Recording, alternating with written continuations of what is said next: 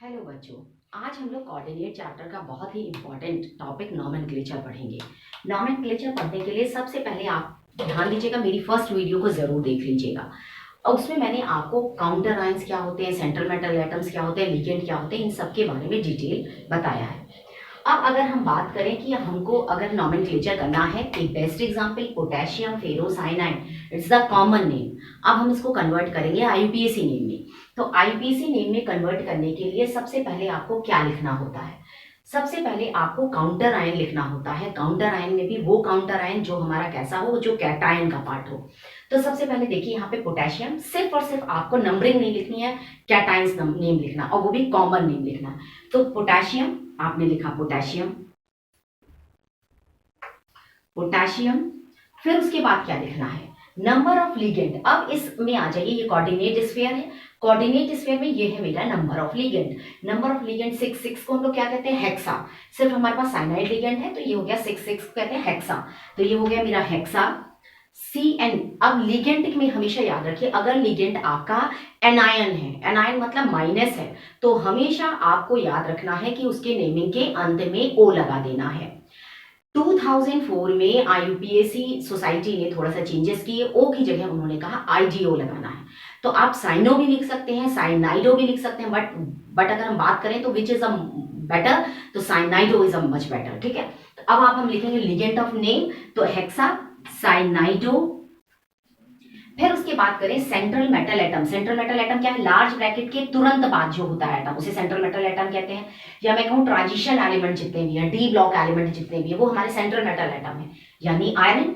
Iron को common में iron नहीं कहते हैं, ठीक है, लैटिन वर्ड्स में कहते हैं, it is called the ferrous या फेरिक। तो अब अगर आपका जो कोऑर्डिनेट स्फीयर है, ये मेरा पूरा लार्ज ब्रैकेट के जो अंदर होता है उसे हम कहते हैं कोऑर्डिनेट स्फीयर। जो कोऑर्डिनेट स्फीयर है, अगर वो एनायन है तो सेंट्रल मेटल एटम के लास्ट में आपको क्या लगा देना है? ATE। देखिए कब? जब मेटल एटम, जो सेंट्रल मेटल एटम है, वो ATE कब होगा? जब it is the part of anion. ठीक है, तो बिल्कुल ये मेरा पॉजिटिव, पोटेशियम मतलब पॉजिटिव, ये मेरा है नेगेटिव, तो आयरन मेरा नेगेटिव हो गया। तो hexa cyanido ferret, ATE ferret, और प्लस ऑक्सीडेशन स्टेट। अब आप चेक करिए ऑक्सीडेशन स्टेट, हर बच्चे को ऑक्सीडेशन नंबर निकालना आता होगा, कॉमन बता रही हूं आपको कैसे निकालते हैं। अगर हमारा ऑक्सीडेशन नंबर का ओरल मेथड, साइनाइड की वैलेंसी -1, ये हो गया मेरा 6, हमेशा आयरन का निकालना, मतलब सेंट्रल मेटल एटम का ऑक्सीडेशन स्टेट निकालना है। ये मेरा है 6, ये मेरा है पोटेशियम, पोटेशियम +4, मतलब वैलेंसी +1 होती है, तो +1, 4 है तो +4। जब भी आपका, ध्यान दीजिए, ये है मेरा, अगर मेरा लेफ्ट साइड कैटायन, मतलब लेफ्ट साइड लार्ज ब्रैकेट के लेफ्ट साइड में है, तो हमेशा 6 जितनी भी नंबरिंग होगी लिगेंड की उससे माइनस कर देना है। और अगर राइट साइड है तो उसमें क्या कर देना? ऐड कर देना है। तो ये मेरा 6 प्लस माइनस हो गया, ये हो गया प्लस, ये 6, ये माइनस कर प्लस है, प्लस प्लस प्लस माइनस क्या होता है? मतलब माइनस इतना है, -2 उधर चला गया तो +2। अगर आप नहीं कर पा रहे हैं तो मैं आपको जल्दी से रफली बता रही हूँ। Potassium 4, potassium valency +1, plus iron की X +6, साइनाइड -1 इज इक्वल 0। इसको सॉल्व कर लीजिएगा, +4 + x -6 is equal 0, x is equal x -2 is equal 0, तो x इज इक्वल +2। तो मेरा क्या हो जाएगा? पोटेशियम हेक्सा साइनाइडो फेरेट कितना आ गया? 2। ये हो गया मेरा पोटेशियम फेरोसाइनाइड का IUPAC name, potassium hexa cyanido ferrate. अब हम इसी का एक एग्जाम्पल और देख लेते हैं। अब एक एग्जाम्पल लेते हैं K3AlC2O4 का होल थ्राइस ब्रैकेट क्लोज, ठीक है, लार्ज ब्रैकेट क्लोज। अब इसमें आप जाइए, सबसे पहले हम लोग क्या लिखेंगे? सेम वही कंडीशन, सबसे पहले कैटायन लिखेंगे काउंटर आयन का। अब काउंटर आयन हमारा ये है और ये है कैटायन, तो सबसे पहले आपने इसको लिखा, क्या लिखा? Potassium, potassium. अब उसके बाद लिखेंगे नंबर ऑफ लिगेंड, कितने हैं नंबर ऑफ लिगेंड? 3 को क्या कहते हैं? ट्राई। तो आपने लिखा potassium try. C2O4 it is the oxalate, तो ऑक्सिलेटो हो जाएगा क्योंकि C2O4 माइनस ऑक्सीडेशन स्टेट -2, ठीक है, -2 वैलेंसी होती है, तो C2O4 हमारा क्या हो जाएगा? ऑक्सिलेटो, ऑक्सिलेटो, ठीक है। फिर उसके बाद आ जाइए, ऑक्सिलेटो भी कर सकते हैं, आइडो भी, ऑक्सिलाइडो भी कह सकते हैं, मगर ऑक्सिलेटो इज मच बेटर, तो ऑक्सिलेटो। फिर उसके बाद आप बात करिए एल्युमिनियम की। एल्युमिनियम का क्या नेम होता है? एल्युमिनियम कॉमन नेम है, कॉमन नेम में आपको क्या कर देना? ATE लगा देना, तो एल्यूमिनेट हो जाएगा। क्या हो जाएगा? एल्यूमिनेट। फिर उसके बाद बात करते हैं हम ऑक्सीडेशन नंबर की। तो जल्दी से हम ऑक्सीडेशन नंबर निकाल लेते हैं। +1 × 3 प्लस एल्युमिनियम की निकालनी है x + 3 ऑक्सीलेट की -2 = 0। इसको सॉल्व कर लीजिएगा, x = 3 आएगा। तो यानी मेरा एल्यूमिनेट क्या हो जाएगा, एग्जाम्पल 3। अब एक एग्जाम्पल और देखते हैं। अब देखते हैं दूसरा एग्जाम्पल, NiCO का whole 4। It is not a cobalt, it is the carbonate compounds. ठीक है, कार्बन मोनोऑक्साइड कहते हैं और नॉमेनक्लेचर्स में, मतलब IUPAC नॉमेनक्लेचर्स में it is called the carbonate. ठीक है, अब आप ध्यान दीजिए कि ये मेरा किस तरीके का कोऑर्डिनेट एंटिटी है। ये कोऑर्डिनेट एंटिटी को अगर आप ध्यान से देखिए तो ये क्या है, न्यूट्रल है, क्योंकि ना तो इसमें कोई पॉजिटिव चार्ज होगा, ना ये निगेटिव होगा, ना ये ब्रेक हो सकता है। तो ये मेरा न्यूट्रल है। जब भी कंडीशन हो ऐसी हो कि आपका सेंट्रल मेटल, ध्यान से देखिएगा, जब सेंट्रल मेटल एटम न्यूट्रल हो या पॉजिटिव हो तो उसकी नेमिंग में कोई भी चेंजेस नहीं होते। केवल और केवल एनायन जब एंटिटी बनती है कोऑर्डिनेट की, तब लास्ट में सेंट्रल मेटल एटम के ATE ऐड करते हैं। तो सबसे पहले आपको क्या लिखना है, क्योंकि काउंटर आयन नहीं है, छोड़ दीजिए। सेकंड नंबर पे आइए, number of ligand. Number of ligand कितने हैं, 4। 4 को क्या कहते हैं, टेट्रा, तो आपने लिखा टेट्रा। फिर आ जाइए CO, कार्बन मोनोऑक्साइड। इसको क्या कहते हैं, इसको कहते हैं कार्बोनेट, तो कार्बोनाइडो कह देंगे। ठीक है, ये हो गया हमारा। इसमें कोई चेंजेस नहीं, न्यूट्रल है, सॉरी ये न्यूट्रल है तो कोई चेंजेस नहीं होंगे। हमेशा याद रखिए, लिगेंड में भी किस में होगा, केवल जो माइनस है, माइनस वैलेंसी शो करेगा, उसमें IDO जोड़ देना है। ध्यान दीजिएगा, अगर लिगेंड आपका, नोट कर लीजिए, लिगेंड अगर आपका माइनस है तो IDO जोड़ना है। अगर लिगेंड आपका पॉजिटिव है IUM जोड़ना है लास्ट में। और अगर आपका लिगेंड न्यूट्रल है, यानी ना कि पॉजिटिव ना तो निगेटिव, तो सेम एज इट इज लिखना है। तो CO को क्या कहते हैं, कार्बोनिल कहते हैं। तो आपको यहाँ पे क्या लिखना है, टेट्रा कार्बोनिल प्लस निकल। अब निकल की बात करें तो हमारे कैसा है, काउंटर आयन कैसा, कोऑर्डिनेट स्फीयर कैसा था, जो कोऑर्डिनेट स्फीयर हमारा था वो न्यूट्रल है। तो कोऑर्डिनेट स्फीयर अगर न्यूट्रल है तो निकल को निकल ही कहते हैं, तो निकल ही लिखेंगे। अब आ गया आपका निकल। अब उसके बाद दूसरी कंडीशन बात करते हैं ऑक्सीडेशन नंबर की। तो हमारा जो कार्बन मोनोऑक्साइड है उसकी वैल्यू कितनी होती है, उसकी वैलेंसी कितनी होती है, 0। 0 का 4 में मल्टीप्लाई करिए, आप चेक कर लीजिए, मैं यहाँ पे निकाल दे रही हूँ। ठीक है, ये x हो गया प्लस ये हो गया हमारा 4 मल्टीप्लाई 0, कार्बोनिल की 0। तो x की वैल्यू टोटल कितनी हो जाएगी, 0, यानी ऑक्सीडेशन नंबर मेरा कितना आ गया, 0 आ गया। तो ये हो जाएगा ब्रैकेट। 0 को भी आपको मेंशन करना है, ये नहीं कि 0 मेंशन नहीं करना है। ये हो गया मेरा इसका IUPAC में। मैं सारे के सारे NCERT को फॉलो करते हुए क्वेश्चंस बता रही हूँ। अब आप आइए दूसरा एग्जांपल देखें। जब मेरे पास बहुत सारे लिगेंड प्रेजेंट हो, देखिए तीनों कंडीशंस हम लोग ने सीख ली। काउंटर आयन जब प्रेजेंट है तब, जब काउंटर आयन प्रेजेंट नहीं है तब, अब जब हमारा काउंटर आयन एनायन का पार्ट है तब की कंडीशन देखते हैं। सबसे पहले आपको क्या लिखना है, काउंटर आयन वो लिखना है जो हमारा कैटायन होता। तो कैटायन तो नहीं है, एनायन प्रेजेंट है, काउंटर आयन, तो उसको पहले नहीं लिखना, उसको सबसे अंत में लिखना। तो अब हमारा क्या होगा, लिगेंड नंबर। लिगेंड में अब मेरे पास 2 तरीके के लिगेंड है, एक है वाटर और एक है एमाइन। तो पहले कौन सा लिखेंगे, जो हमारा पहले आता है, ये है amine, this is aqua. Water को कहते हैं एक्वा। क्यू पहले आता है कि एम पहले आता है, तो प्लीज एम पहले आता है। ABCDEFGHIJKLMNOPQ बाद में आएगा, तो एम आप पहले इसको लिखोगे। कितने नंबर है, 3 है, तो आपने क्या लिखा, ट्राई। 3 को कहते हैं ट्राई। ठीक है, अब उसके बाद आ जाएगा ट्राई, फिर उसके बाद आपका ये क्या है, एमाइन, ट्राई एमाइन।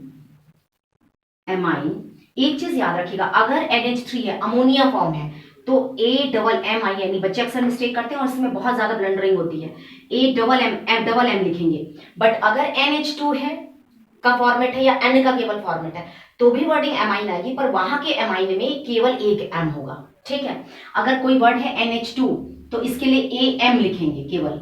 ठीक है, इट इज द एमाइन।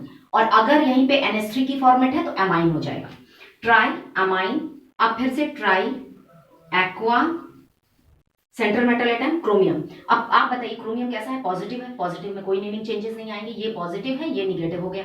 तो अब हमारा क्रोमियम क्या हो जाएगा, क्रोमियम को क्रोमियम ही लिखेंगे, क्रोमियम। फिर oxidation number, oxidation number check करिए, ये क्या है मेरा, टोटल 0।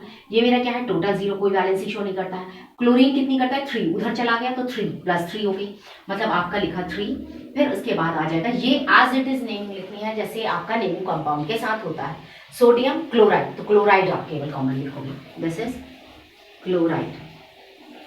अब एक ऐसा एग्जांपल लेते हैं जिसमें 2 लिख, अब आते हैं एक बहुत ही इंपॉर्टेंट टॉपिक में, जब आपके पास दो सेंट्रल मेटल एटम प्रेजेंट हो तब कैसे करेंगे। अब देखिए, हमेशा पहले चीज देखिए, ये दो स्फीयर आपके पास कोऑर्डिनेट स्फीयर दिख रहे हैं, इसको डिसोशिएट करें तो पहला always positive, second is a negative anion part. तो पॉजिटिव जो है हमारा, पहले उसकी नेमिंग करते हैं और ये मेरा बन जाएगा नेगेटिव। मैं यहाँ पे सिर्फ आपको समझाने के लिए लिख रही हूँ। अब सबसे पहले पॉजिटिव यानी ये काउंटर आयन की तरह वर्क करेगा, तो काउंटर आयन की जैसे नेमिंग करते हैं वैसे ही करेंगे। अब काउंटर आयन में आप क्या करते हैं, सबसे पहले आप इसको काउंटर आयन समझिए और पॉजिटिव आयंस की जैसे करते हैं नेमिंग वैसे करिए। ये हो गया हमारा एमाइन, कौन सा है, डाई। तो आपने लिखा डाई, फिर लिखा एमाइन सिल्वर। अब आपने, क्योंकि ये मेरा पॉजिटिव है तो नेमिंग ऐसे ही हो जाएगी, इसको लिखेंगे सिल्वर। फिर उसके बाद यहाँ पे मैं ऑक्सीडेशन नंबर के लिए, हमेशा जब दो तरीके के होंगे तो ऑक्सीडेशन नंबर के लिए स्पेस आपको छोड़ देना है, स्पेस को अभी कुछ नहीं करना है। फिर आ जाइए, ये माइनस की तरह करते हैं। ये मेरा कितना है, डाई, लिखा आपने डाई, सी मतलब साइनाइडो, माइनस है तो साइनाइडो हो जाएगा, साइनाइडो। फिर उसके बाद सिल्वर, सिल्वर अब क्योंकि ये निगेटिव है तो ATE लगाना है, तो आपको ये पता होना चाहिए क्या सिल्वरेट कहेंगे, बिल्कुल कह सकते हैं, बट एक्चुअली लैटिन में सिल्वर को कहते हैं अर्जेंटेट, तो अर्जेंटेट आप कह लेंगे, ठीक है, अर्जेंटेट। इसके लिए भी अभी आप जगह छोड़ दीजिए। अब आपको क्या करना है, अब आपको ऑक्सीडेशन निकालना है होल पूरे कंपाउंड्स का एक मान के, ठीक है। देखिए, इस सिल्वर की ऑक्सीडेशन स्टेट जब निकालते हैं NH3 तो कितना आया, NH3 की वैल्यू 0, ऑक्सीडेशन तो 0 हो गई। इस सिल्वर की बात करें तो इसका ऑक्सीडेशन नंबर आ गया 0, मैं यहाँ पे आपको समझा दूंगी। और इस सिल्वर का ऑक्सीडेशन नंबर आ गया क्या, 2। दोनों का अलग अलग ऑक्सीडेशन, ऐसे कंपाउंड में दोनों का अलग अलग निकालेंगे, फिर इक्वली डिवाइड कर लेंगे। अगर वो इक्वल डिवाइड हो रहे हैं तो इक्वली डिवाइड करेंगे, वरना हमेशा याद रखिए कैटायन नोट डाल के लिखेगा, cation show the large oxidation state as comparison to anion. तो यानी जो मेरा कैटायन, यानी अगर मैं ये कह दूं कि ये 3 आता, मान लीजिए ये 3 होता, यहाँ पे 3 लिखती, तो ये 2 बनता और ये 1 बनता, समझ में आ रहा है। बट अगर मैं ये कहूं कि ये मेरा तो 2 है ना, तब अब उस कंडीशन में क्या बनेगा, दोनों के दोनों मेरे 1 बनेंगे। कुछ ऐसे होते हैं जिनमें ऑक्सीडेशन स्टेट आपकी फिक्स्ड होती है, जैसे प्लैटिनम की बात करें तो प्लैटिनम में क्या होता है, प्लैटिनम में 4 और 2 का रेशियो होता है और कोई कंडीशन ही नहीं आती उसकी, और कोई ऑक्सीडेशन स्टेट नहीं है। जिंक की बात करें ऑलवेज शो द 2, तो ये याद रखिएगा, तब वहां पर डिवीजन ये नहीं करेंगे, 2 ही आना चाहिए, ठीक है। वहां ये नहीं कि कैटायन को आपने लार्ज कर दिया, इक्वल अमाउंट में डिवीजन में इक्वल अमाउंट में करेंगे। तो डाई एमाइन सिल्वर 1 और यहाँ पे भी ऑक्सीडेशन 1 हो गई। ये हो गया आपका 2 कंपाउंड, जब आपके 2 सेंट्रल मेटल एटम्स प्रेजेंट हो। अब आइए एक ऐसा कंपाउंड देखते हैं जिसमें पॉजिटिव यहाँ लिखा हुआ हो, चाहे वो एनाइन लिखा हो चाहे वो कैटायन फॉर्मेट लिखा हो। अब देखिए यहाँ पे क्या है, पॉजिटिव, पॉजिटिव मतलब ये किस तरीके का कंपाउंड है, यानी मैंने इसको डिसोशिएट किया, डिसोशिएट करने के बाद ये कैटायन नेचर शो कर रहा है, तो कैटायन शो कर रहा है तो कैटायन की नेमिंग दिमाग पर फीड कर लीजिए और लिख दीजिए इसको। क्या होगा, सबसे पहले आपको लिखना हैगा लिगेंड नंबर, तो लिगेंड नंबर EN भी लिगेंड है, ये भी लिगेंड है। This is chlorido, it is a ethane diamine, तो क्लोराइडो पहले आता है, तो आपने लिखा डाई क्लोराइडो, फिर हो गया डाई। अब इसका नेमिंग क्या होती है, इस अब ध्यान दीजिएगा, मैं अभी यहाँ डाई लिख रही हूँ बट एक्चुअल डाई लिखा नहीं जाता, ये आपने लिखा डाई, फिर लिखा आपने एथेन 1,2 डाई एमाइन, ये है इसकी नेमिंग। देखिए यहाँ मैंने एमाइन AMIN करा, ठीक है। अब जब आपका यहाँ पे भी एड्रेस हो, हमेशा याद रखिए जब लिगेंड भी एड्रेस शो कर रहा हो इंटरनल और बाहर भी 2 में एड्रेस है, तो वहां पे डाई ना लिखिए, अब इसको क्या करेंगे, इसको S लगा देंगे, मतलब बेस हो जाएगा, बेस ट्रेस, ठीक है, टेट्राकेस, ठीक है। तो ये हो जाएगा हमारा 2 है, 2 को कहते हैं डाई, तो डाई को बाई भी कह सकते हैं, तो बेस हो जाएगा, दिस इज बेस। फिर उसके बाद आ जाइए कोबाल्ट, ये पॉजिटिव है तो पॉजिटिव को आप पॉजिटिव को कॉमन तरीके से नहीं कहते हैं, कोबाल्ट को कोबाल्ट ही कहते हैं, आपने लिखा कोबाल्ट। फिर उसके बाद आपने लिख दिया ऑक्सीडेशन नंबर, तो चेक करिए EN की ऑक्सीडेशन वैल्यू कितनी होती है 0, और यहाँ पे हो गई +1 और क्लोरीन की होती है -1। तो अब इसका ऑक्सीडेशन स्टेट निकालिए, देखिए कोबाल्ट X +2 -1, EN की टोटल 0, फिर आयंस है तो माइनस यहाँ पे इक्वल करा, ये आयन वहां चला जाएगा +1 के फॉर्म में, तो x इज इक्वल, ये उधर चला गया, +1 +2 इज इक्वल +3, ठीक है। तो ये हो गया आपका +3, यहाँ पे आपने कोबाल्ट। अब क्योंकि ये पहले से आयंस था तो हमेशा याद रखिए आयन को आपको शो करना, अगर किसी भी पॉजिटिव और नेगेटिव लिखा हुआ मिल रहा है तो आपको आयंस को लिखना है। मैंने लगभग कोशिश की है कि आपका बेसिक जो एनसीईआरटीज है या जितने भी कॉम्प्लिकेटेड टॉपिक्स थे नॉमेनक्लेचर से रिलेटेड मैंने आपको करा दी, हर के एक एक दो एग्जांपल्स करा दिए। कोई भी प्रॉब्लम हो तो आप प्लीज वीडियो में कमेंट करिए। और जिनको भी ऑक्सीडेशन नंबर निकालना नहीं आता, या कुछ ऐसे बच्चे होते हैं जिनको ऑक्सीडेशन में प्रॉब्लम होती है, वो भी कमेंट करके बता दें, तो मैं एक अलग से वीडियो बना के आपको ऑक्सीडेशन नंबर निकालना सिखा दूंगी। ठीक है, वीडियो अगर आपको पसंद आई तो प्लीज लाइक करिए, शेयर करिए, सब्सक्राइब करिए। नेक्स्ट टॉपिक हम लोग आइसोमर पढ़ेंगे।